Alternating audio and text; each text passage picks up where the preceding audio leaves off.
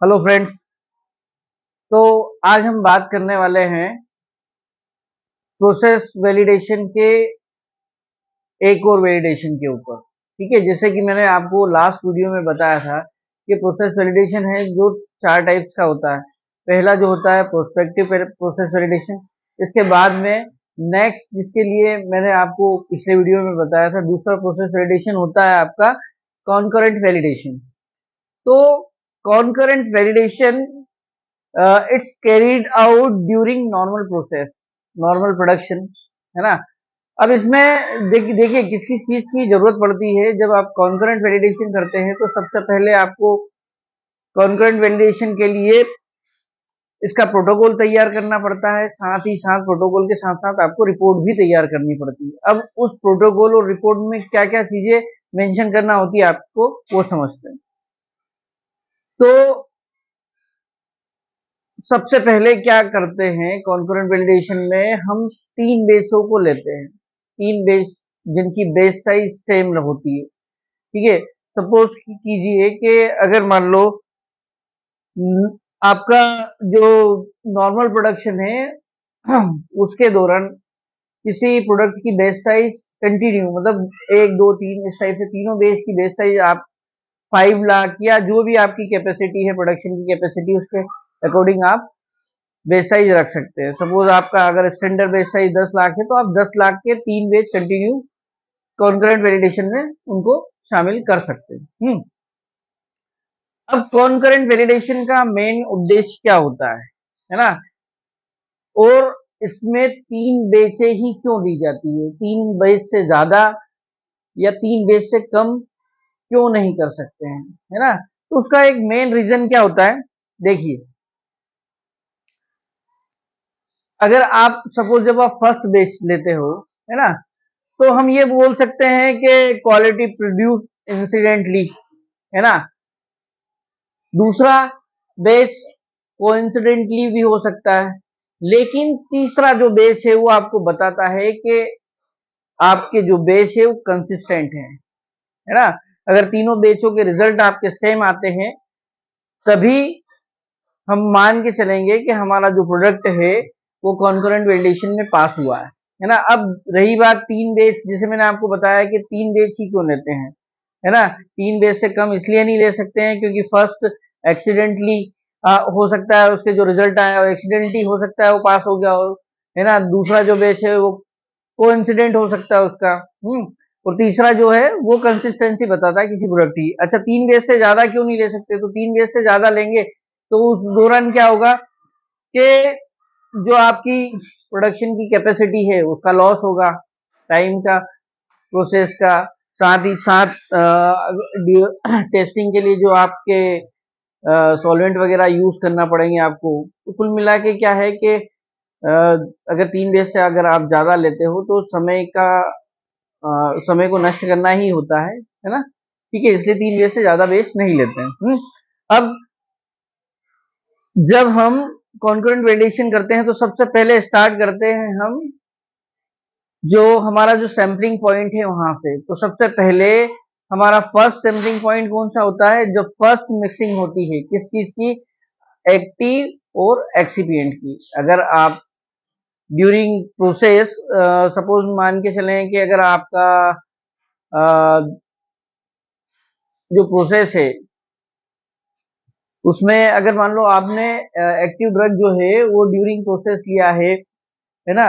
और अगर आरएमजी में आपने एक्सीपिएंट और जो आपका एक्टिव है दोनों को मिक्स किए हैं तो वो प्रॉपर मिक्स हुआ या नहीं हुआ, ये देखने के लिए क्या करते हैं हम कि जो टाइम पीरियड है, जैसे 30 मिनट तक या 10 मिनट तक आपने आरएमजी के अंदर मिक्स किया एक्टिव ड्रग और एक्सीपिएंट दोनों को, है ना। आफ्टर 10 मिनट आपको क्या करना होता है कि उस आरएनजी में से 10 पॉइंट से सैंपलिंग करना होती है ना।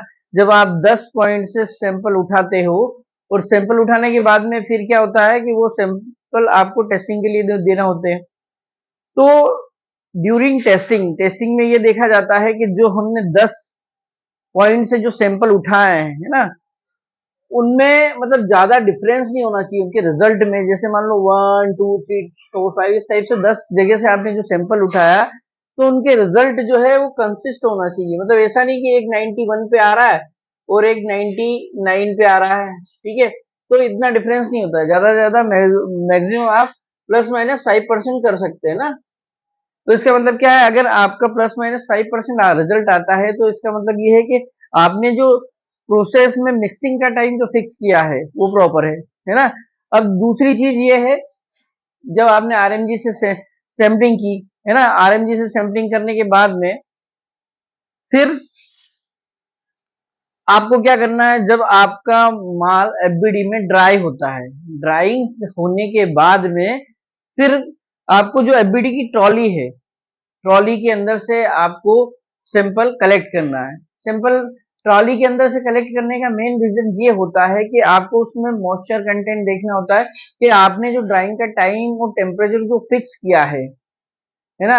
अगर सपोज मान लो कि अगर आपने normal temperature 70 to 80 degree centigrade देते हैं, 80 डिग्री सेंटीग्रेड पे अगर आपने किसी मटेरियल को 30 मिनट ड्राई किया है ना, आपने इनलेट टेम्परेचर 80 डिग्री सेंटीग्रेड दिया, आपका जो आउटलेट टेम्परेचर है आफ्टर 30 मिनट 40 या 42 के अप्रोक्स आता है ना, तो आप समझ जाते हैं कि ठीक है, आपका मटेरियल जो है वो ड्राई हो चुका है।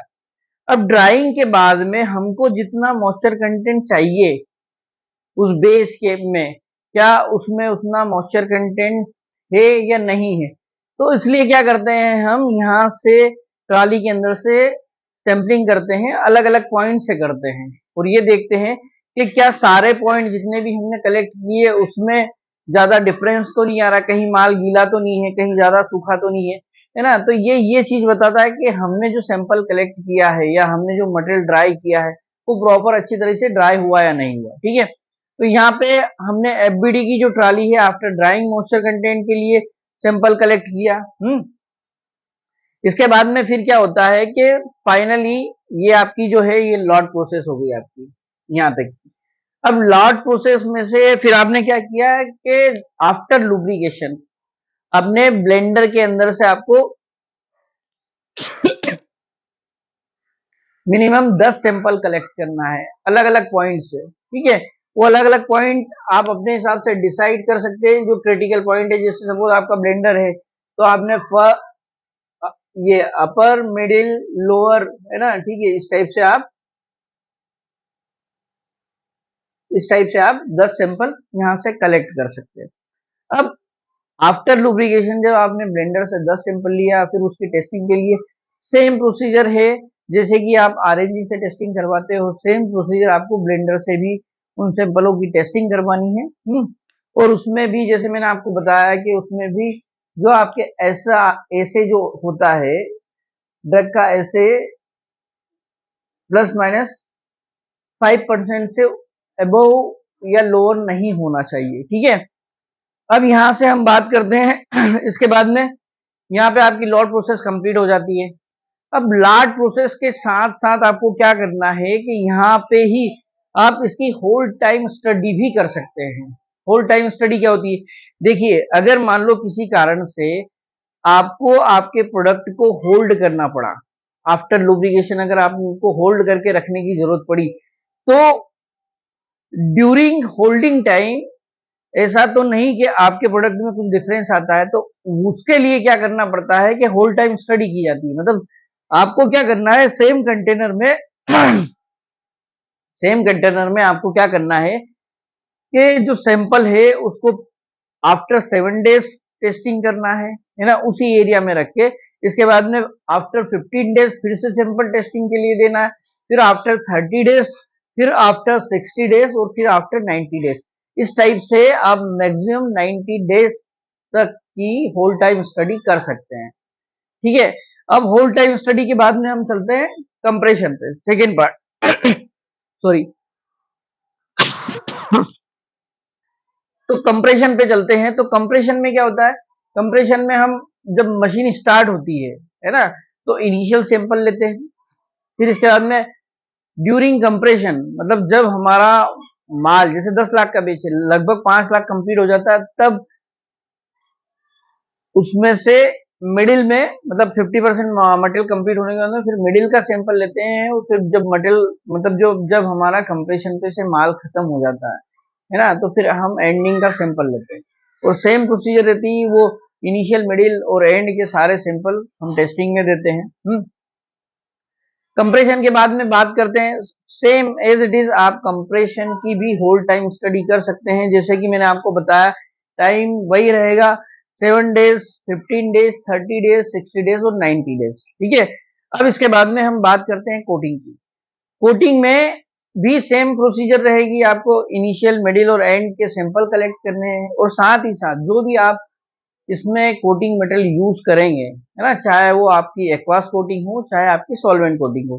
तो अगर एक्वास कोटिंग कर रहे हैं तो एक्वास कोटिंग का आपको सॉल्यूशन कलेक्ट करना है, उसको बायोबर्डन के लिए देना है, मतलब माइक्रोबियल टेस्टिंग के लिए। बायोबर्डन मतलब होता है माइक्रोबियल टेस्टिंग, है ना। तो माइक्रोबियल टेस्टिंग के लिए देना है, तो माइक्रोबियल टेस्टिंग में भी आपको क्या करना है, इसमें आप क्या कर सकते हैं, इसमें टाइम होल टाइम स्टडी का जो टाइम पीरियड रहता है ना, इसमें रहता है 3 आवर, 6 आवर, 12 आवर और मैक्सिमम 24 आवर्स तक का आप बायोबर्डन का सैंपल, होल टाइम स्टडी का सैंपल दे सकते हैं। ठीक है, अब इसके बाद में लास्ट एंड फाइनल सैंपल होता है आपका प्राइमरी पैकिंग मटेरियल का। अगर मान लो आपकी टेबलेट बिस्टर मशीन पे चलेगी, तो उसमें क्या करना है, आपको इनिशियल मिडिल और एंड का आपको सैंपल कलेक्ट करना है, साथ ही साथ में अब उसमें जो भी आपकी जैसे मान लो फाइल का जो लीक टेस्ट वगैरह होता है वो आपको चेक करना है ना। साथ ही साथ में आपको उसके जो स्टीरियो है ना, बेज प्रिंटिंग रिकॉर्ड, ये सारी चीजें आपको इस कॉन्करेंट वैलिडेशन के दौरान आपको ऑब्जर्वेशन में लेना है। तो सेम प्रोसीजर आपकी कॉन्करेंट वैलिडेशन में सारे प्रोसीजर तीनों बेच के लिए सेम रहेगी। ठीक है, तो उम्मीद करता हूं दोस्तों आपको कॉन्करेंट वैलिडेशन समझ में आया होगा। अगर कॉन्करेंट वैलिडेशन से के रिगार्डिंग अगर आपके मन में किसी भी टाइप का कुछ डाउट हो, तो आप मुझे मैसेज कर सकते हैं। Thank you for watching.